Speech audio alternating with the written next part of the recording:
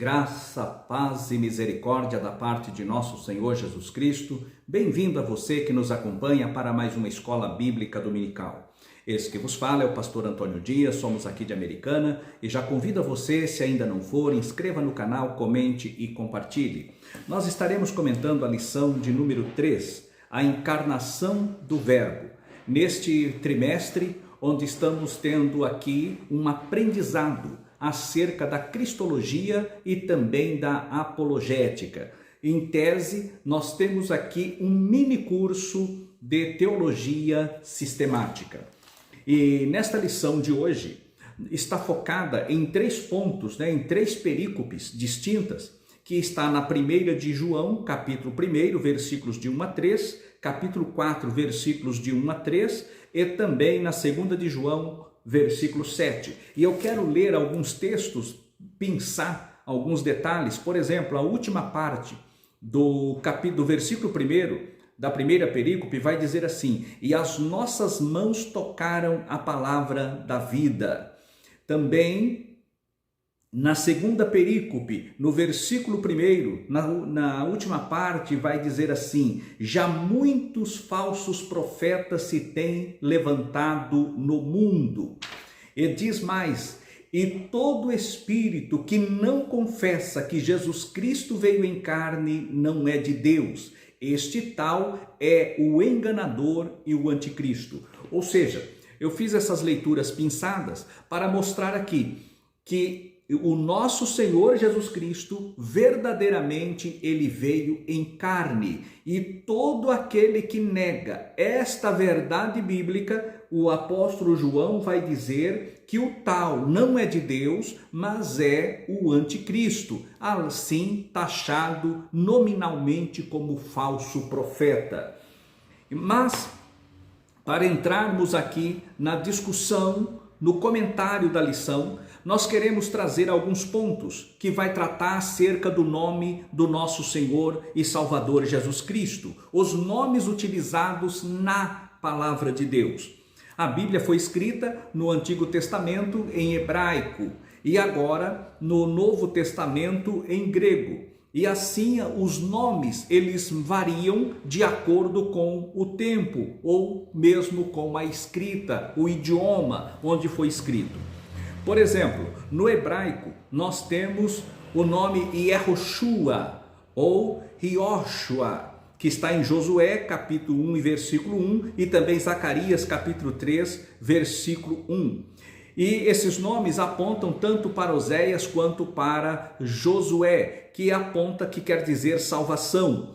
Yeshua, escrito pós-exílico, como está em Esdras, capítulo 2, versículo 2, nós vemos que a escrita já mudou para Yeshua e não Yoshua. Esse nome, ele é uma derivação do nome Jeová, Jeová. E também Shua, que quer dizer socorro. E aí nós vamos encontrar o nome Yehoshua, que aponta para o nome do Senhor Jesus Cristo. Nós temos assim que algumas pessoas têm trazido dizendo que o nome, por ser nome próprio, não deve mudar de uma língua para outra, mas isso é apenas argumento para quem não quer se submeter à verdade da palavra de Deus. Como existe o nome Carlos, que em português é Carlos, mas no inglês é Charles. E assim nós vamos mudando o nome de acordo com o idioma, mas no entanto não muda a essência, E nem por isso é uma predisposição para a pessoa dizer que isso é maligno e é diabólico, nada a ver uma coisa com a outra. Por exemplo, o nome do nosso Senhor em grego, Jesus, é Iesos, e em latim, Iesus, e em português, Jesus. Daí a origem do nome Jesus. Vemos também que o nome Cristo quer dizer Messias, que também quer dizer ungido.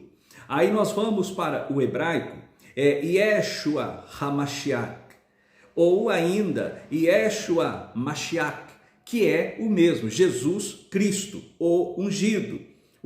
Jesus é o nome pessoal e Cristo seria o nome oficial do Messias. E por assim dizer, nós vamos ver que o verbo mashak do hebraico, ele quer dizer ungir. E o substantivo correspondente, Mashiach, é o ungido.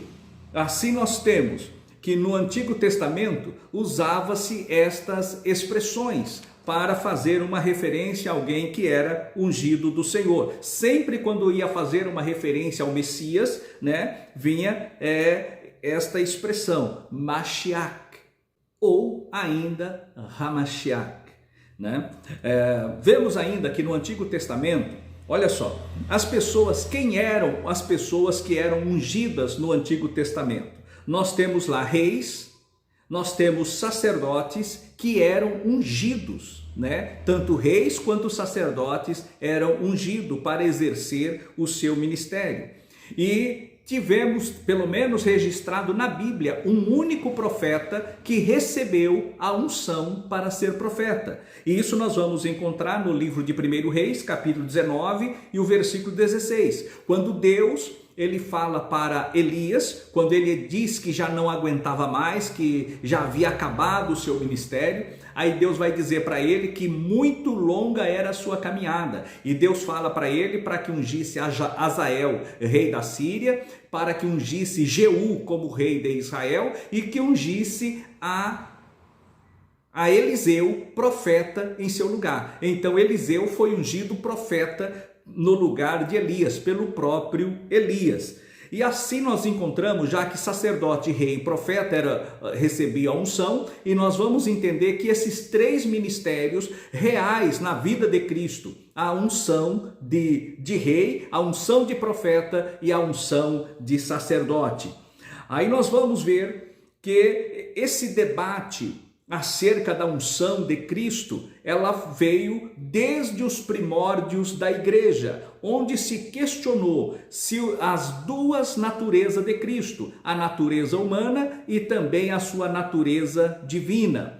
Nós vamos encontrar que no primeiro concílio, convocado por Constantino no ano 325, nós vamos ver ali que foi para tratar acerca da divindade de Cristo, onde foi definida a divindade de Cristo, Cristo que era plenamente Deus.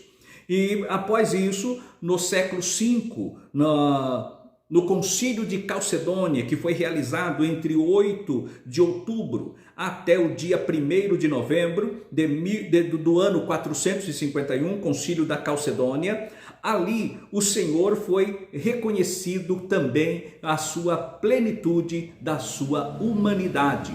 Em outras palavras, o Senhor, um homem, porém ele possuía duas naturezas, a natureza divina e também a natureza humana.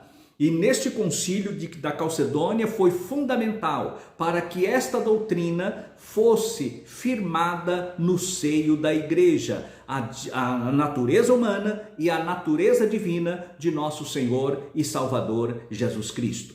Desta forma, nós vamos entender que o primeiro concílio da igreja, realizada em junho de 1325, começou em maio, né, de 325 e terminou no dia 19 de junho de 325. Ali foi definido a divindade do nosso Senhor Jesus Cristo, luz de luz, luz de luz, luz da verdadeira luz, o Deus verdadeiro de Deus verdadeiro. E assim, no concílio de Calcedônia, foi então reconhecido a sua natureza humana, foi fortificada aqui essa doutrina para combater as heresias gnósticas, que já era uma realidade naquela época. E nós vamos encontrar nos evangelhos sinóticos que o Senhor Jesus ele foi ungido por 3 vezes. Ele foi ungido em Lucas, no capítulo 7, versículo 36 ao 49, quando aquele fariseu vai dizer: se este fora profeta, ele saberia quem é que estais aos seus pés, E ali o Senhor vai falar acerca da parábola: aquele que muito ama, quem muito é perdoado, muito ama, o que pouco é perdoado, pouco ama. E ali o Senhor, ele se revela como profeta. Então, nesse ponto, nós podemos fazer aqui a conjectura, né, que ele foi ungido como profeta. E também em João, capítulo 12, versículo de 1 a 9, ali ele foi ungido por Maria, né, foi ungido como sacerdote. E em Mateus, capítulo 26, versículos de 1 a 11, que ele recebe uma terceira unção, e aquele foi ungido como rei. E nós vamos entender lá em Isaías, no capítulo 61 e no versículo 1, que ele vai apresentar e vai dizer da sua unção. E o versículo 1 vai dizer assim: o Espírito do Senhor está sobre mim, porque o Senhor me ungiu para pregar boas novas aos mansos, enviou-me a restaurar os contritos de coração e a proclamar liberdade aos cativos e abertura de prisão aos presos, e a pregoar o ano aceitável do Senhor e o dia da vingança do nosso Deus, e a consolar a todos os tristes. Aqui nesta passagem nós vamos ver aqui um anúncio do profeta Isaías acerca do Messias que haveria de vir. Neste ponto, nós podemos entender agora que o nosso Senhor Jesus Cristo, porque que nas escritas, nas epístolas, tanto nas epístolas paulinas quanto nas epístolas gerais, ao fazer referência de Jesus, eles falam Jesus Cristo, sempre fazendo a questão da palavra Cristo, que é o ungido, uma menção ao nosso Senhor Jesus Cristo, o verdadeiro homem e também o verdadeiro Deus. Neste começo, logo no início da igreja, foi enfrentado grandes movimentos heréticos, e a heresia mais antiga é o chamado movimento docetismo. E os docetas, que é trazido aqui pelo pastor Ezequias, foram Cerinto, foi também Saturnino e também Marcião, e que foram os principais docetas lá desde o início da igreja. E o que seria o docetismo? Ele vem da expressão dokel, do grego, que significa ter aparência. E aqui o nosso comentarista, ele vai dizer que eles negavam. Qual era a essência desta heresia? Negavam que Jesus tivesse tido corpo físico, humano. Sua humanidade era simplesmente uma aparência, como um fantasma. Olha só, então essa heresia, esse movimento herético, eles não acreditavam que o Senhor Jesus tivesse tido um corpo físico. Logo, se ele não teve um corpo físico, ele não pôde padecer, ele não pôde ir para a cruz, ele não pôde ter vertido sangue, porque afinal não era corpo, segundo ensina esta doutrina, ou melhor, esta heresia. O que os docetas ensinavam? Eles ensinavam muitas coisas fora das Escrituras e contrária à palavra de Deus. Então, além de ensinar fora das Escrituras, eles ensinavam contrárias àquilo que a própria Escritura estava dizendo. No caso de Cerinto, ele negava o nascimento virginal do nosso Senhor Jesus Cristo. Saturnino, por sua vez, né, ele representava o gnosticismo sírio. E ele ensinava que Jesus não nasceu, não teve forma e nem corpo. E aí nós vamos encontrar a questão também de Marcião. Marcião, ele vai dizer que era outro heresiarca que negava ser Cristo verdadeiramente humano. Mas quanto ao seu corpo, não se sabe se na opinião dele era apenas uma aparência ou de substância etérea. No entanto, nós sabemos que o Senhor Jesus, ele nasceu de uma virgem, como está lá em Isaías. Eis que o Senhor vos dará um sinal, que a virgem conceberá.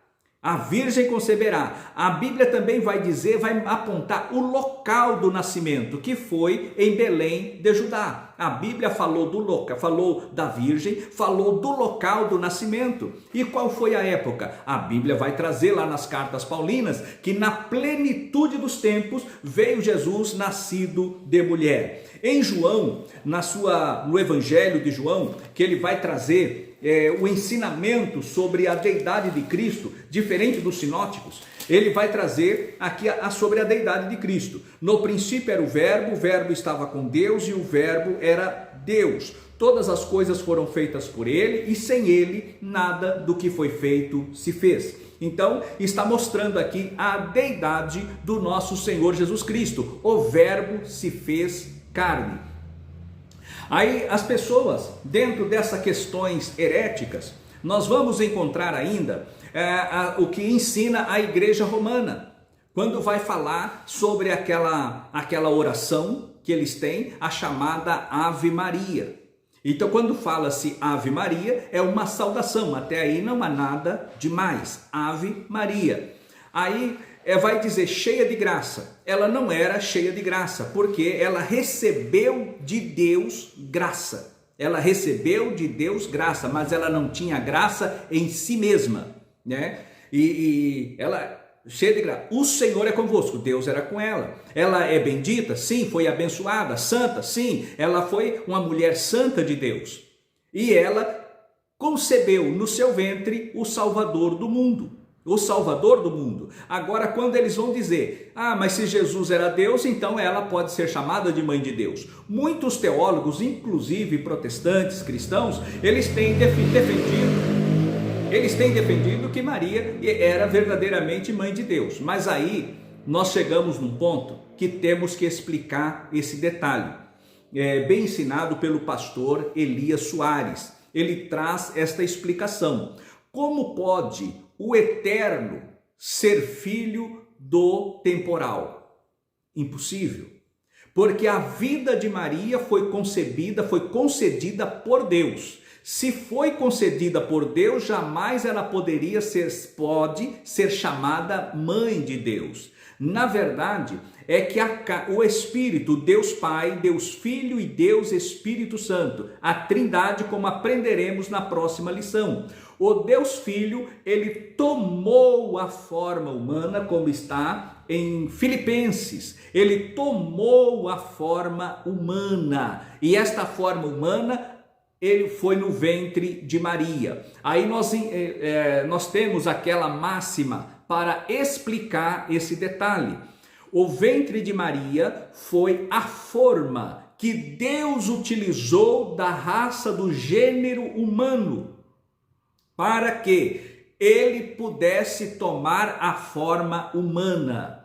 Porque Deus, ele não queria simplesmente fazer aparecer um ser parecido com o homem para resgatar o homem, mas Deus prova para Satanás a sua infidelidade, a sua maldade.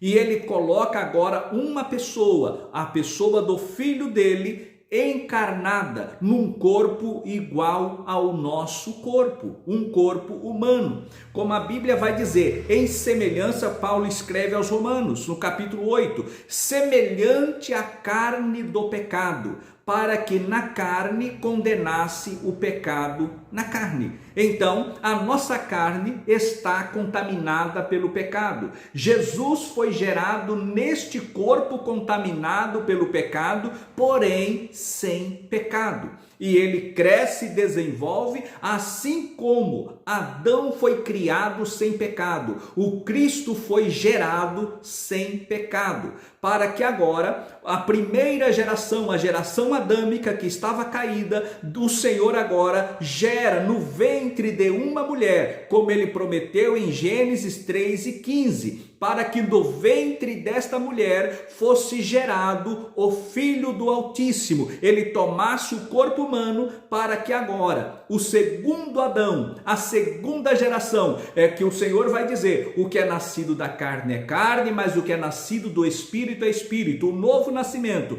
quando a pessoa aceita Cristo, crê em Cristo Jesus, ela então experimenta o seu novo nascimento, como falamos na aula anterior. E agora ele é uma nova criatura. E por que uma nova criatura? Porque ele creu neste Cristo que é um novo Adão, como está em 1 de Coríntios, que Paulo vai dizer: o primeiro Adão foi feito alma vivente e o segundo Adão, espírito vivificante. Então agora em Cristo Jesus nós temos a vida eterna. E por assim dizer, o Senhor Jesus, ele não possuía, por exemplo, como o pastor Elias explica, 100% Deus e 100% homem. Não, ele foi plenamente Deus e plenamente homem, porque senão seria 200%. Seria então duas naturezas distintas, a natureza divina e a natureza humana, mas em um só corpo. E aí precisaria de um tempo maior para maior explicação sobre esse detalhe.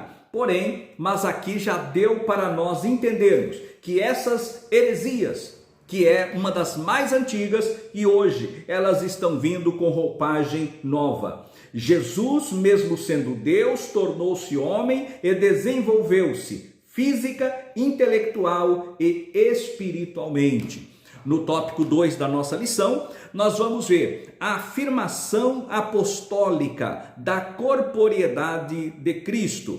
Então, lá nos evangelhos sinóticos, nós vamos ver que eles apresentam o Senhor Jesus como o Filho do Homem. Inclusive Lucas, ele traz a genealogia da família de Cristo, tanto por Maria e no caso por José. No caso de Lucas, ele traz a genealogia através de Maria, que vai ligar a Natã, que vai ligar a Salomão, a Davi, a Abraão, e vai a Noé e vai até Adão. Agora, para provar que ele era herdeiro do trono de Davi, Mateus, ele faz também o sentido genealógico de Cristo, agora não por Maria, mas por José, porque tanto Maria quanto José eram ambos da casa de Davi. A Bíblia é clara quanto a isso. E agora ele vem pela casa de José. Nós vamos chegar até Salomão, e de Salomão Maria chegou na casa por Natã, filho de Davi, e José, Salomão, filho de Davi, herdeiro do trono. E vai a Abraão, e assim ele para ali a genealogia em Abraão. Mas mesmo assim, ele prova que o Senhor Jesus, ele era herdeiro do trono de Davi. Já o Evangelho de João, ele mostra não a humanidade de Cristo, mas ele mostra a deidade de Cristo. Desta forma, os 4 evangelhos, eles apontam para as duas naturezas do nosso Senhor e Salvador Jesus Cristo. Aí nós vemos ainda, no número 2, ele coloca aqui aquela expressão que eu li a princípio, no versículo 1, a parte B. Está dizendo assim: o que vimos com os nossos olhos, o que contemplamos e as nossas mãos tocaram a palavra da vida. João falando que ele tocou na palavra da vida, ele tocou em Cristo, ele sentiu a pele de Cristo. Isso é o que nós estamos vendo aqui, aprendendo aqui nesta lição, para entendermos que o nosso Senhor Jesus Cristo foi verdadeiramente homem e ele teve o seu corpo físico plenamente como nós assim temos o nosso. Porém, com uma diferença: ele sem pecado e nós pecado. Agora, quando cremos nele, então ele nos transporta da posição de pecadores para a posição de salvos em Cristo, salvos através dele. Por adoção a ele, nós somos chamados também de filho de Deus. E Colossenses, no capítulo 1, no versículo 13, nós vamos entender isso que acabei de dizer. Lá está escrito assim, a respeito do Pai: ele nos transportou, ele nos tirou, nos libertou, nos arrancou do império das trevas e nos transportou para o reino do Filho do seu amor. Quem fez isso? Deus, o Pai, quando enviou o Filho para que através dele ele nos resgatasse das garras de Satanás. Assim, nós podemos entender que aqui para fechar o tópico 2, os evangelhos sinóticos apresentam Jesus ressaltando os seus aspectos humanos, ao passo que o evangelho de João revela o seu aspecto divino, fala da deidade de Cristo.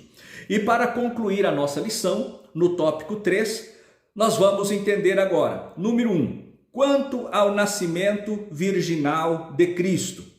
Nós temos aqui que houve lá em Isaías capítulo 7 e no versículo 14, quando o profeta ele chama ali a atenção daquele rei ímpio. E ele fala, pede um sinal em cima no céu ou embaixo na terra. E ele vai dizer, não vou tentar a Deus. Ele resolve não tentar a Deus, mas aí o profeta vai dizer a ele, eis que o Senhor vos dará um sinal, a virgem conceberá. E o seu nome será Emanuel, que quer dizer Deus conosco. Aí nós vamos entender agora, porque algumas heresias modernas, como é o caso dos Mormons, eles negam, né, a questão da corporeidade de Cristo. O Alcorão nega a crucificação. Nós temos também que essas negativas, elas não suportam quando é consultado os historiadores. O Jesus histórico é uma realidade. Tanto é que os nossos dias de hoje é contado. Agora, com esse movimento progressista que tem inundado o mundo, que é um preparativo para o anticristo, tem inundado o mundo, tem querido mudar a nomenclatura. Mas quando falamos que estamos em 2025, a referência qual é? A referência é o nascimento de nosso Senhor Jesus Cristo. É uma referência ao seu nascimento. E temos alguns escritores, por exemplo, escritores gentios, que atestam o nascimento de Cristo, que atestam a existência do Senhor Jesus Cristo, o Jesus histórico.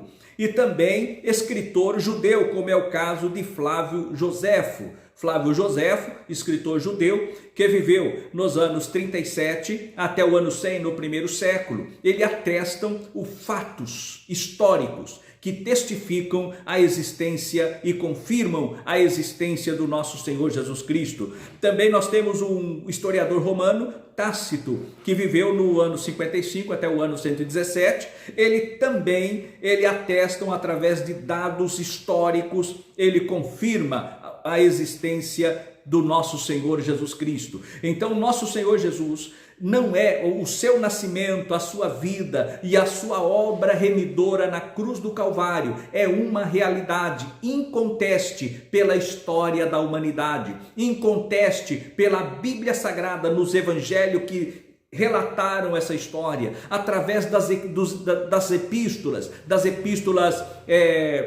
apostólicas. Os apóstolos de Cristo testificaram. O interessante é que Paulo, que foi um dos que mais combateu a morte e a ressurreição de Cristo, não o aceitando como Messias. Paulo foi quem mais combateu, perseguiu, matou, prendeu, fez coisas horríveis. Tanto é que ele diz, que ele fala assim, eu não sou digno de ser chamado apóstolo, porquanto persegui a igreja de Deus. Ele reconhece a sua maldade, reconhece o seu erro, que na sua ignorância cuidava prestar um serviço a Deus, quando na verdade estava combatendo contra Deus. Ele caiu naquilo que o seu mestre, quando fora ali indagado, buscado para orientação pelos principais do Sinédrio, eles chegaram até Gamaliel para buscar de Gamaliel uma orientação. E Gamaliel falou, dai de mão a esses homens, não façais nada, e dá alguns exemplos. Olha, alguns apareceu dizendo ser alguma coisa e acabou sem nada. Outro da mesma forma, foi preso e morreu e acabou em nada. Dai de mão a esses homens, porque se essa obra for de homens, ela vai acabar por si mesmo. Aí Gamaliel dá aquele conselho. Sabe, porém, que este homem, se esta obra é de Deus e não de homens, vós não podereis acabar com ela, além do que podereis ser achados combatendo contra Deus. Ele, mesmo que não cria, mesmo que não aceitasse aquela realidade, ele fez a ressalva legal. De repente, podeis ser achado combatendo contra Deus. E agora, nós vemos que esses homens que combateram a existência de Cristo, acabaram se curvando diante do poder miraculoso do nosso Senhor Jesus Cristo, que operou maravilhas, inclusive com Paulo, quando começamos a falar dele. E Paulo, ele vai naquela ganância, naquela fúria para prender, matar e destruir. O Senhor o encontra, ele cai da sua cavalgadura e o Senhor diz a ele: Saulo, Saulo, por que me persegues? E quando Paulo pergunta: quem é, Senhor? Ele vai dizer: eu sou Jesus, a quem tu persegues. Logo, nós temos aqui que Paulo, após esse impacto, esse encontro impactante com o Senhor Jesus Cristo, ele mudou de lado na mesma hora, porque ele sabia que não poderia combater contra Deus, como ele aprendeu aos pés de Gamaliel, não combater contra Deus. E ainda hoje os homens não aprenderam essa verdade e continuam combatendo contra Deus, como nós vemos aqui, questão dos mórmons, do Alcorão, vários aqui negando a existência de Cristo, outros aí trazendo ensinamentos errôneos, trazendo heresias estranhas para combater a veracidade do Evangelho, mas não sabem que estão combatendo contra Deus. A confirmação bíblica e histórica da morte de Jesus é fato incontestável. Que Deus nos abençoe, que Deus nos guarde e até a próxima lição, se Deus quiser. Amém.